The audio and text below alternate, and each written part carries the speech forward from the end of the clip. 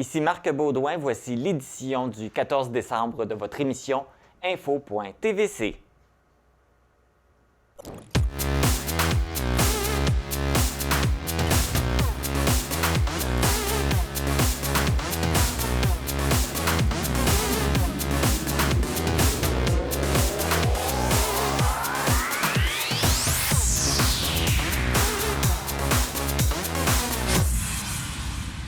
Aujourd'hui, on a une émission spéciale sous le thème de l'environnement. Donc, on va parler de recyclage, de compostage, de déversement des eaux également. Donc, on est dans une ère où on nous parle, où on nous sensibilise à la responsabilité écologique de faire attention à notre planète, au réchauffement climatique.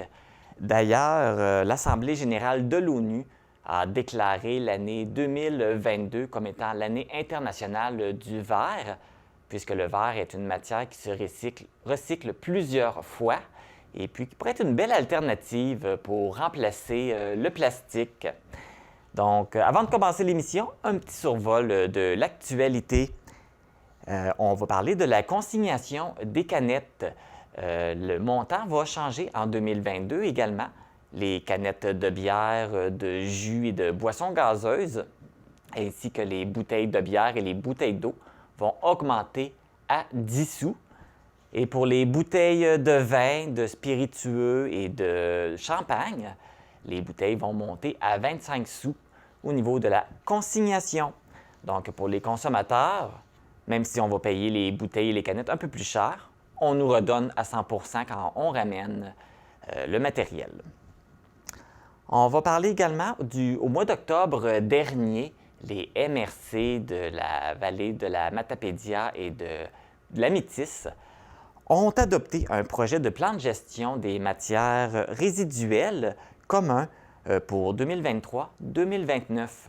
Durant l'année 2022, il va y avoir des consultations publiques pour répondre aux questionnements et avoir les commentaires des citoyens. C'est un projet qui pourrait aller de l'avant et qui permettrait la valorisation des matières organiques, l'optimisation des services et l'économie circulaire. En terminant, dans la gestion des matières résiduelles de Saint-Moïse, le projet d'étude d'impact sur l'environnement du projet de plateforme de compostage de LED et écocentre sera déposé au début de l'année. Si le projet répond aux normes environnementales du ministère de l'Environnement, c'est un projet qui pourrait voir le jour en 2024. Comme je l'ai mentionné à l'émission aujourd'hui, on va parler de déversement d'eau. Je me suis entretenu avec la Fondation Rivière qui fait un palmarès à chaque année pour identifier les municipalités qui subissent des débordements, des déversements d'eau usée dans les plans d'eau. Dans le palmarès, on a quand même 5 municipalités de la vallée de la Matapédia qui sont inclus. On va également parler de ceux qui sont amateurs de café. Vous pouvez maintenant récupérer vos capsules de café. Mais on commence l'émission avec un nouveau projet qui vient de démarrer dernièrement pour la collecte de matières organiques pour les industries, les commerces et les institutions.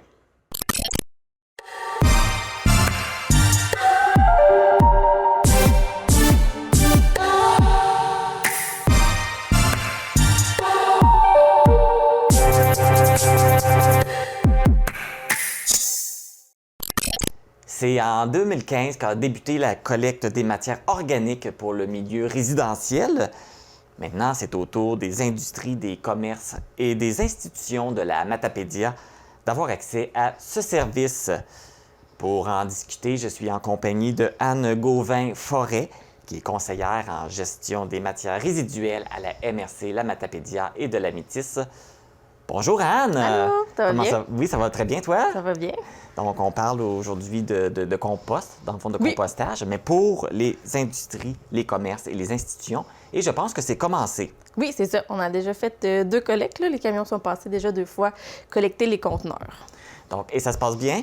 Oui, c'est sûr que là, on n'avait pas beaucoup de prévisibilité pour les commerces, là, dans le fond, pour quand est-ce qu'on allait recevoir les conteneurs. Fait qu'on a fait l'inverse. Là, on reçoit les conteneurs, puis là, tranquillement, pas vite, là, on va intégrer là, la collecte là, pour chacun. Là. C'était trop difficile pour moi de leur dire d'avance, puis là, tout le temps les tenir en haleine de quand est-ce que ça allait commencer. J'ai dit, on va faire l'inverse. On reçoit les conteneurs, puis on va partir de là, voir. Il y en a déjà quelques-uns qui participent super bien, là, fait que c'est une bonne nouvelle. OK, ça va bien au niveau de la participation. Oui. Là, on parle présentement des commerces qui sont situés là, à Amqui, Causse-Abscale et Sébec. Oui, c'est ça. On a aussi la Métis, là, comme on fait les deux MRC en même temps. Là, on a Sainte-Flavie, Sainte-Luce et Montjoly qui participent également, en plus de ceux de la Matapédia. Et puis, au niveau, justement, du recueillement, du compost, oui. Et puis, est-ce que ça fonctionne pareil comme le résidentiel? Oui, c'est une collecte exactement. aux 2 semaines ou... Ah non, pour la fréquence, dans le fond, on a comme deux catégories de commerce. Là. Une catégorie qui est desservie par bac roulant, qui va être comme à la maison, même fréquence. Okay. Mais nous, on voulait comme rajouter en plus de ça un service pour les plus gros générateurs. Fait que, tous ceux-là qui ne pourraient pas être desservis, parce qu'on s'entend que des fois, la collecte résidentielle à l'hiver va au mois. Fait que là, on voulait pouvoir desservir là, plus fréquemment puis plus adéquatement les plus gros générateurs. Donc, les conteneurs de 2 verges cubes, c'est des petits conteneurs. Eux, ils vont être collectés à la semaine. Puis, à l'été, on va monter à 2 fois par semaine, même s'ils ne sont pas pleins, là, juste pour s'éviter là, tout désagrément qui peut venir là, avec le compost. Pour les matières organiques, là, pour les entreprises, oui. c'est quoi ça inclut? Ça inclut tout comme à la maison. Là. C'est drôle, je me suis fait poser la question, mais c'est vraiment, il n'y a pas d'exception. Dans le fond, on prend tout ce qui est viande, crue, cuit, tout ce qui est résidus de table, tout ce qui est préparation, les résidus de légumes, papier brun, les napperons, les napkins. Mettons qu'on pense à un restaurant, qu'est-ce qui reste sur la table. Là, on prend vraiment tout. On accepte aussi les sacs compostables. Il faut vraiment s'assurer qu'ils soient compostables. Des fois, ça peut faciliter le travail là, d'avoir des petits sacs pour pouvoir après ça les mettre dans le conteneur extérieur. OK. Et puis, c'est quoi, on peut rappeler, c'est quoi les impacts, justement, là, de composter? Oui, c'est ça. Bien, dans le fond, les matières organiques, quand ils vont à l'enfouissement, dans le fond, aux déchets, ils vont vraiment là, générer des gaz à effet de serre qui sont nocifs, le méthane, que les lieux d'enfouissement doivent traiter et brûler pour éviter que ça soit trop contaminant. En les brûlant, ça devient du CO2, donc c'est moins nocif pour l'air. Mais dans le fond, en les compostant, au moins, on peut revaloriser cette matière-là. Là, on les envoie à la CMR, comme à la maison. Là, c'est envoyé à Kakuna, à l'usine de biométhanisation. Okay. Puis, dans le fond, là-bas, la matière est traitée. Eux, ils travaillent pour récolter les gaz, puis en même temps, la matière organique, ensuite, elle est étendue dans les champs, là, ce qui reste de plus solide. Là. Fait que dans le fond, ça permet de revaloriser ces matières-là. Parfait. Et puis, ça a été implanté, mais c'était comme une demande gouvernementale, je pense. Hein? Non, les désirs viennent vraiment là, des élus puis de la régie. Là, ça fait vraiment longtemps que c'est sur la planche de travail, mais que ça a été vraiment long à mettre en marche. Là. En fait, c'est pourquoi je suis rentrée en poste. Là. C'était comme ça retardait trop. Fait qu'ils se sont dit qu'on va engager une ressource pour pouvoir mettre ça en place. Mais dans le fond, ce qui est l'obligation gouvernementale, c'est que le gouvernement, comme les matières organiques du côté des ICI, souvent moins bien desservies, puis c'est de la belle matière, puis c'est souvent comme un secteur qui finit souvent à l'enfouissement. Le gouvernement a mis une stratégie de valorisation de la matière organique en place, puis qui demande, en fait, dans ses cibles, c'est que la matière organique de 100 des ICI soit traitée d'ici 2025. Les ICI ont comme 2 choix, soit qu'ils vont en contrat privé ou soit que le milieu municipal l'offre. Nous, c'est ce qu'on travaillait à faire, de pouvoir l'offrir, mais municipalement. Parfait. Et puis, vous me disiez que les entreprises participaient bien. Est-ce qu'on sait à peu près le pourcentage des entreprises qui participent à la collecte? C'est difficile à dire là, pour l'instant. Là, ça commence près. Je suis encore dans l'accompagnement, comme à aller les rencontrer et tout. Là, donc, c'est difficile à dire pour l'instant. Mais on s'entend que pour la première année, ce ne sera pas tous qui vont participer. Ils ne seront pas encore comme rodés, qu'on pourrait dire, qui ne seront pas, mettons, bons pour savoir tout ce qu'ils vont encore. Fait que, on s'attend que dans les premières années, là, ça va monter tranquillement, pas vite. On est encore en période de sensibilisation, sensibiliser les entreprises là, au compostage. Oui, exactement. Là, on parle des entreprises là, pour les 2 villes et la municipalité de Sébec et les 2 villes de Causse-Abscale et Amqui. Est-ce qu'il y a un projet pour étendre ça pour les entreprises des autres municipalités? Peut-être. C'était pas ce qui était en plan pour l'instant. Là, on avait vraiment visé comme la route de la 132, là, comme on peut dire, parce que pour justifier aussi le camion, parce que des fois, quand les municipalités sont plus loin, de justifier un camion qui s'en va là-bas pour collecter, mettons, un conteneur, ce serait, au niveau des gaz à effet de serre, ce serait peut-être pas justifié, mais tout ce qui est bac roulant, ils peuvent être desservis. Là, dès maintenant, s'ils veulent, ils peuvent faire une demande à la municipalité de dire je voudrais mon bac roulant, puis s'intégrer à la collecte résidentielle. Là, ça, c'est sans problème. C'est plus la partie conteneur que l'on ne sait pas comment ça va évoluer. Ça va demander plus une organisation à ce niveau-là. Oui, c'est ça. Mais c'est pas exclu. Non, non.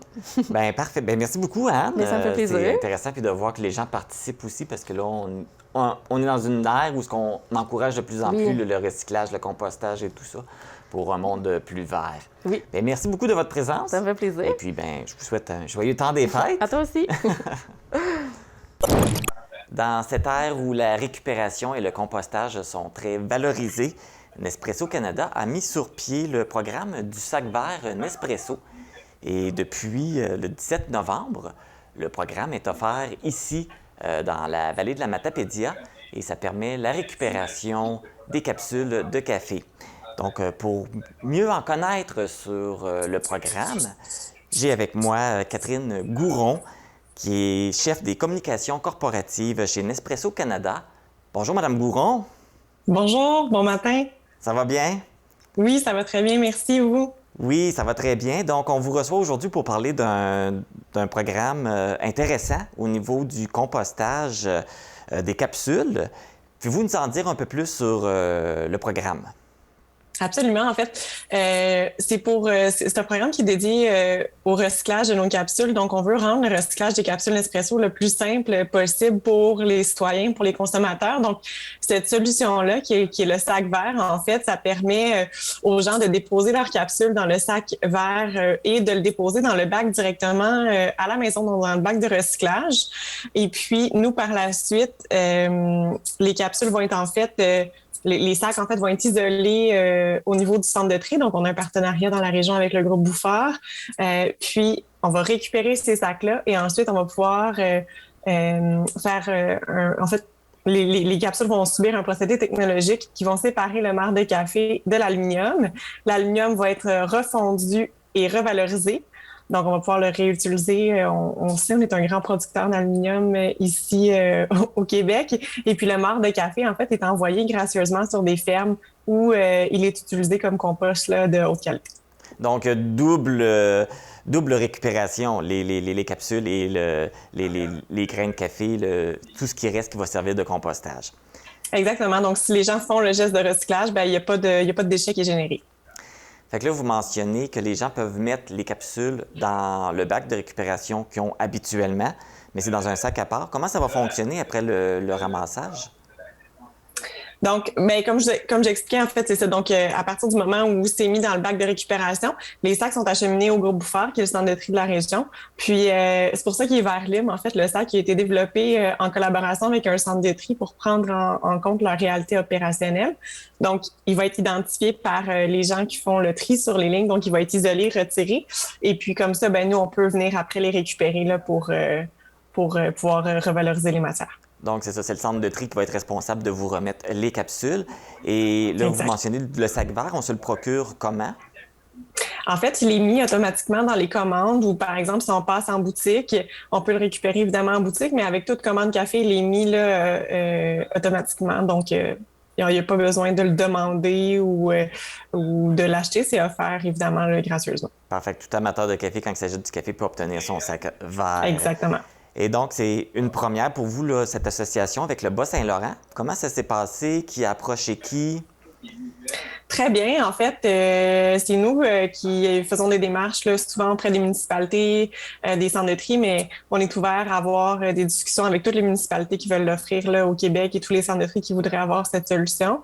Donc, c'est une belle collaboration avec le groupe Bouffard, évidemment, une première dans la région. Donc, on est très contents, puis on espère que ça va pouvoir se poursuivre puis qu'on va pouvoir faire d'autres ententes avec des acteurs pour pouvoir l'offrir évidemment à tous les citoyens du Québec, mais à tous les citoyens du Canada également. Oui, c'est ça. Fait que dans le fond, votre but, c'est de vous agrandir et de toucher toutes les régions du Québec. Exactement. Donc, aujourd'hui, on est à près de 600 municipalités, puis au Québec. Donc, on espère pouvoir avoir toutes les municipalités, en fait, qui vont offrir cette solution-là pour leurs citoyens. C'est ça, parce que nous, actuellement, toutes les municipalités de la MRC, de la Matapédia, ont embarqué dans le projet, là. Fait que tout le monde sur le territoire peut récupérer le cup de café. Oui, exact. Parfait. Fait que, donc, voilà. Ben, est-ce que vous avez d'autres choses à rajouter? Mais non, mais en fait, je pense que j'inviterais peut-être les gens à recycler leurs capsules. C'est une solution qui est en fait la plus simple parce qu'elle s'inscrit quand même dans les habitudes de recyclage des gens. Donc, on a besoin que les gens, pour récupérer les capsules, nous, notre mandat, c'est de rendre la solution la plus simple possible. Puis nous, ben, on laisse après la responsabilité dans les mains du consommateur de poser ce geste de recyclage-là. Donc, je pense que j'encouragerais les gens à le faire puis à le poser pour qu'on puisse recycler et revaloriser les matières. Oui, puis en sachant aussi qu'on peut venir en aide aux agriculteurs de la région, parce que ça va servir aussi également, là. Oui, ça peut servir en fait. Présentement, on a des agriculteurs qui ne sont pas nécessairement dans la région du Bas-Saint-Laurent, mais s'il y en a qui sont intéressés à recevoir le marc de café, bien, on est ouvert à avoir des discussions à cet effet-là aussi. Parfait. Bien, merci beaucoup, Mme Gouron, du temps que vous nous avez consacré. Ça me fait plaisir. Et donc, nous, on invite tous les citoyens de la vallée de la Matapédia de récupérer le petit contenant de café pour une bonne cause, l'environnement, et puis aider aussi au niveau de la récupération.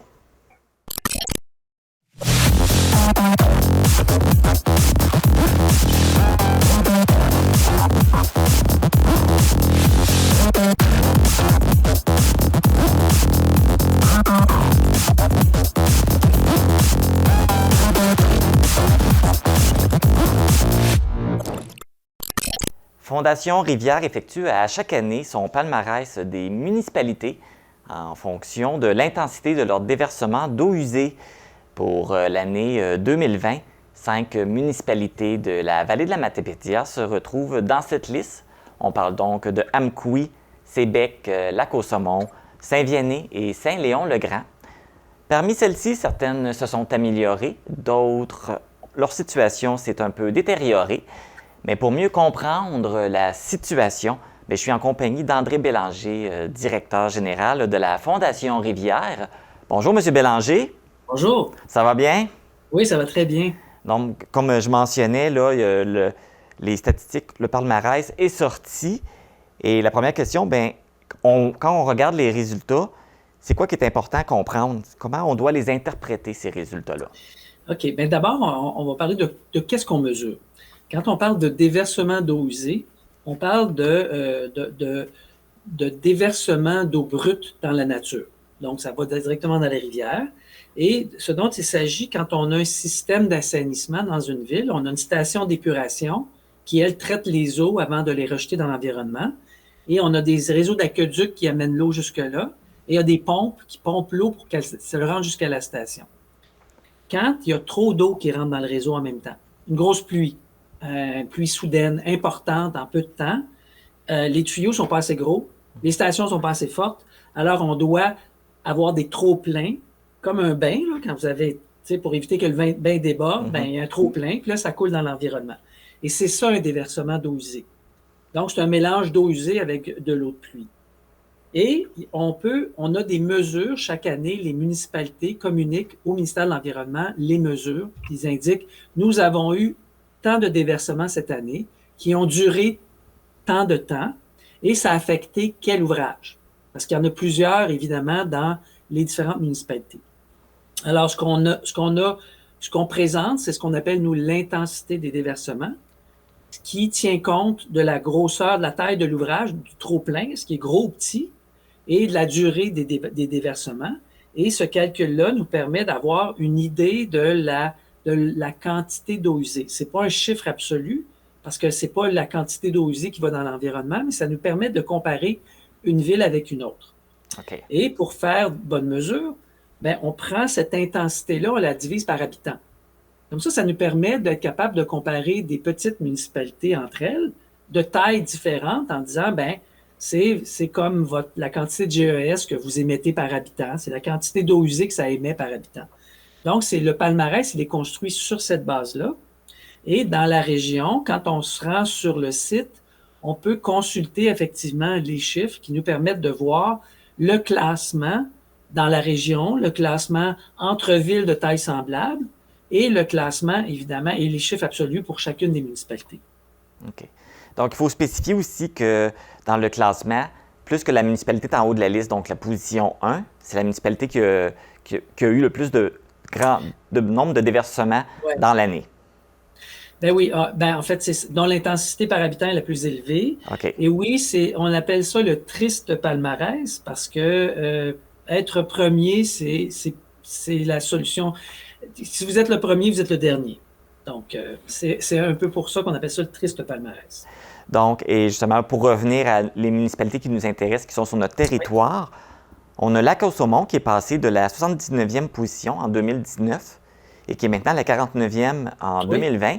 Donc, elle a monté dans la liste, ce qui n'est pas nécessairement bon signe. Qu'est-ce qui peut expliquer là, qu'il y a une régression au niveau de Lac-aux-Saumons? Ça, écoutez, il y a toutes sortes de facteurs. Ce qu'on a constaté dans le bas du fleuve, c'est des événements de pluie intense en 2020. Puis c'est curieux parce que ça a été plus particulier dans le bas du fleuve.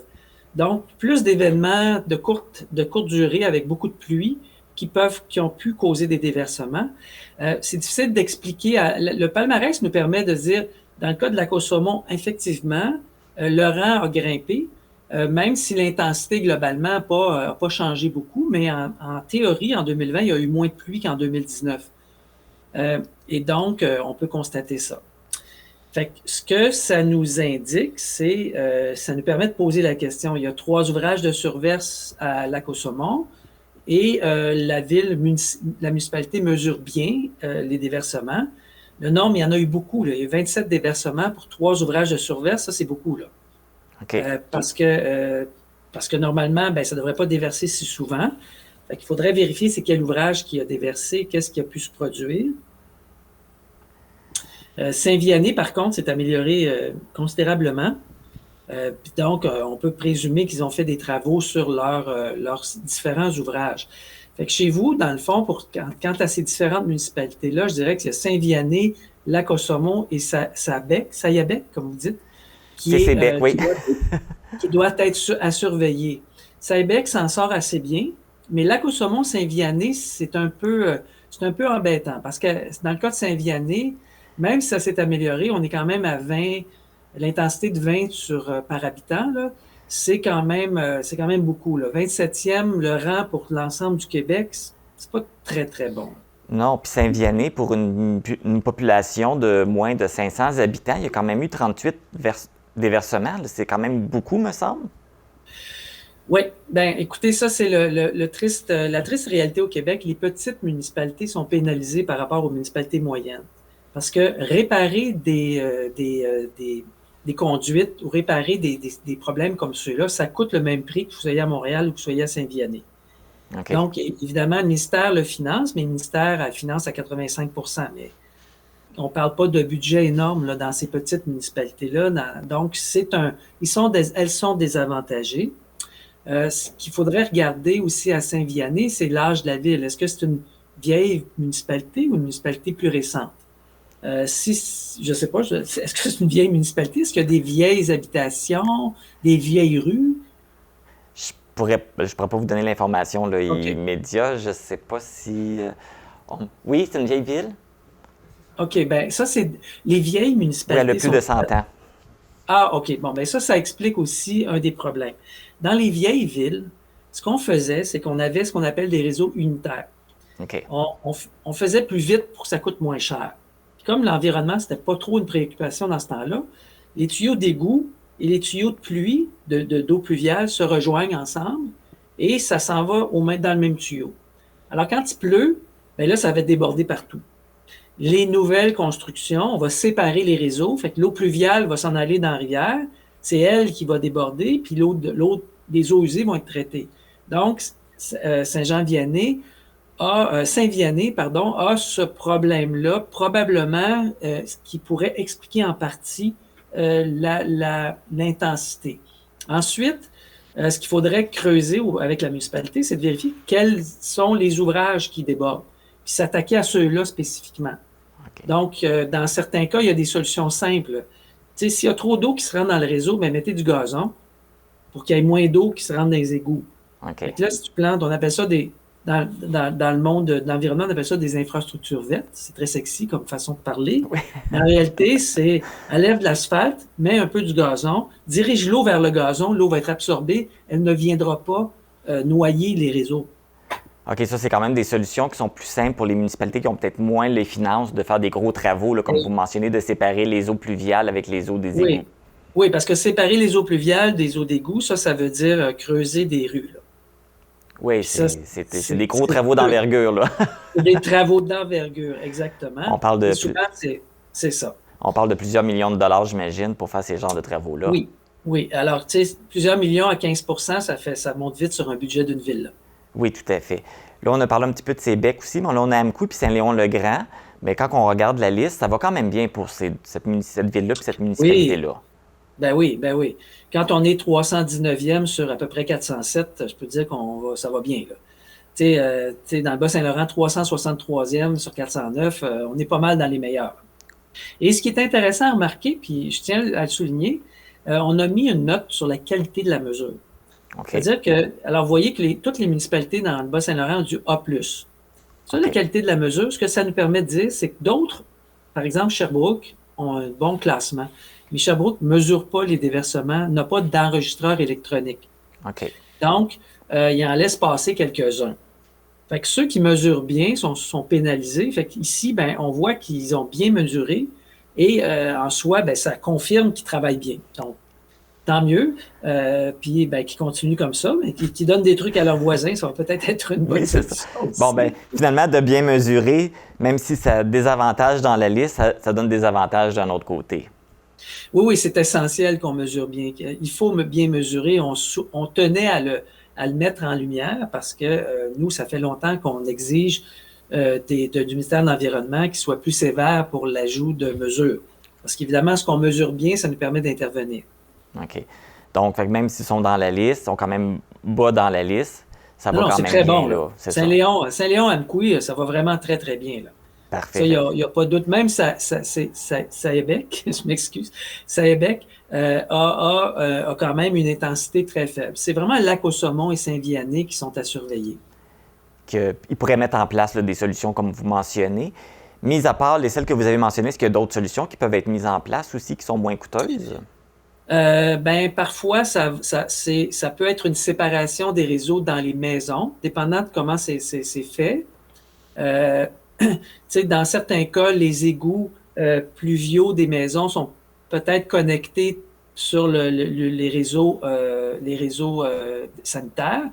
Donc, juste de ne pas diriger, les gouttières directement dans la rue, mais de les envoyer dans le gazon. Encore une fois, c'est toujours une perspective de se dire, est-ce que je peux limiter la quantité d'eau qui va venir encombrer et noyer mes réseaux? Donc, le gazon, on peut dire que c'est une bonne solution. C'est un bon absorbant, finalement. Vive le gazon! Oui, on met du gazon partout. Donc, là, l'année 2021 va se terminer bientôt. Donc, on a bien hâte de voir, là, parce que là, il va y avoir un résultat pour 2021 aussi.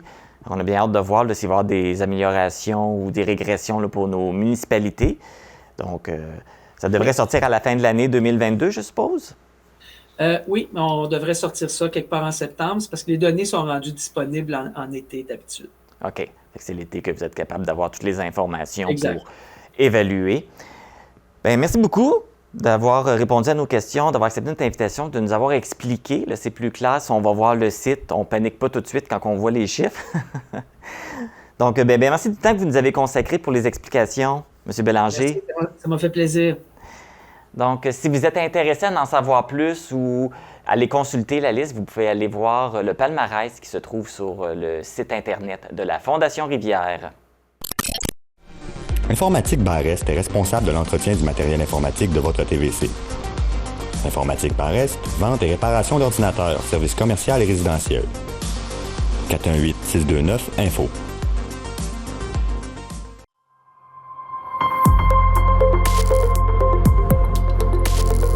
Pour connaître ce qui se passe chez vous, dans la vallée de la Matapédia, TVC Matapédia, on s'y retrouve partout. C'est ce qui met fin à l'édition du 14 décembre de Info.tvc. On vous encourage à continuer vos bonnes habitudes vertes et ça pourrait être une belle résolution pour 2022. Continuer de recycler, de composter pour garder notre planète en santé. Nous, on se retrouve vendredi pour une autre édition de Info.tvc qui sera la dernière avant la période des fêtes. Bonne journée!